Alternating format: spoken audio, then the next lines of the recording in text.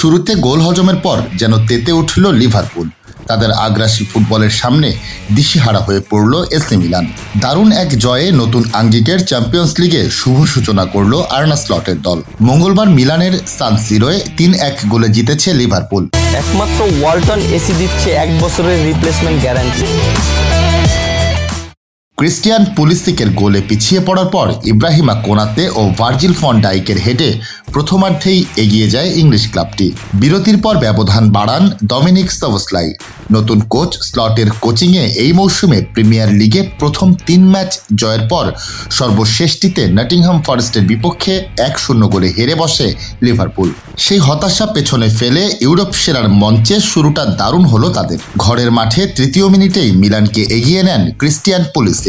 অনেকটা একক প্রচেষ্টায় লিভারপুল বক্সে ঢুকে দারুণ ফিনিশিংয়ের লক্ষ্যভেদ করেন সাবেক চেলসি উইঙ্গার।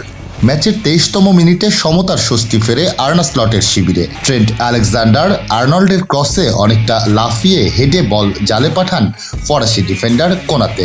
এরপর আক্রমণের ধারা বজায় রেখে ম্যাচের ৪১তম মিনিটে এগিয়ে যায় সফরকারীরা।